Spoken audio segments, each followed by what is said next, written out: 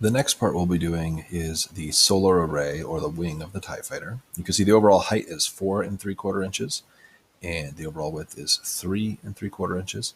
We're going to draw this top hexagon, build the entire top half, and then do a lot of mirroring to get the rest of it. So we're going to start, not with this hexagon rather, but with this trapezoid.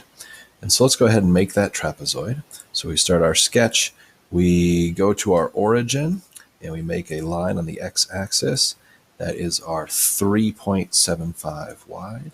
And we want that line to be centered on the origin, but we'll do that in a moment. And so we can just draw the rest of our trapezoid. And then now let's go ahead and put our dimensions on.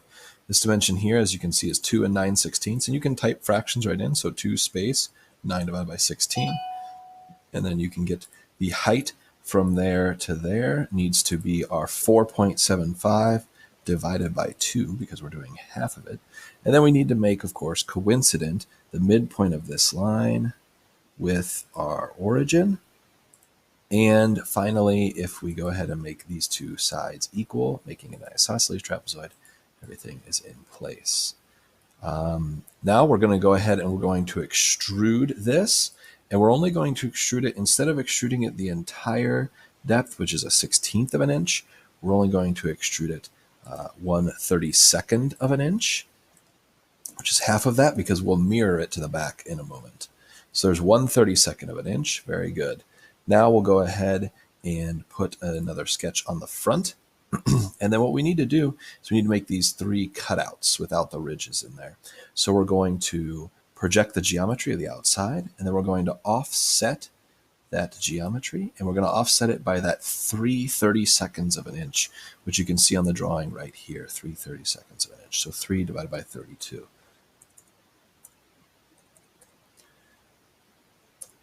And that is snapped into place. Next, we want to do our hexagon under the polygon tool, 6-sided. Excellent. And we want to go a circumscribed hexagon. So we're going to start here, and we're going to go upward, and we're just going to put that in. Now we want to make it the right size. And so the flat on this is the dimension of 9/16, which will be on the drawing later, 9/16. And then if we simply align vertically the midpoint here with this, it should snap into place, and that is exactly what we want.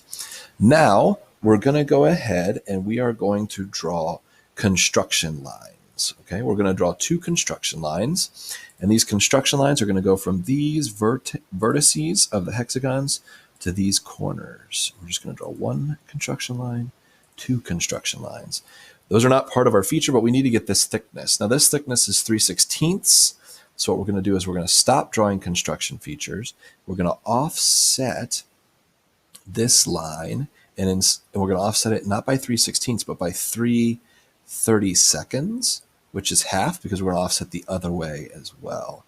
And so let's offset this way by 3/32, and continue to do this for all of these. 3/32, 3/32. Now, if I simply come here and I do extend, I can extend these lines until they hit the hexagon. Then if I come and I trim, I can trim off these extra pieces. I'm getting these coincident yellow constraints as I go. That's excellent. Trimming this off is going to help us as well, I believe.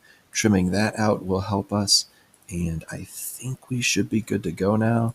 There we go. And so now if we come up here, probably trimming these might not hurt. And so let's go ahead, let's finish the sketch. We're going to extrude cut these 3 spaces. Excellent. We go back and it's a cut, and we don't want to go the whole way. We only want to go 1/64 of an inch. So only half of the way that we've gone back.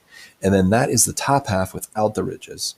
In the next video, we'll go over how to make our ridges. And then finally, which is the most difficult part, and then finally we'll go over how to mirror everything.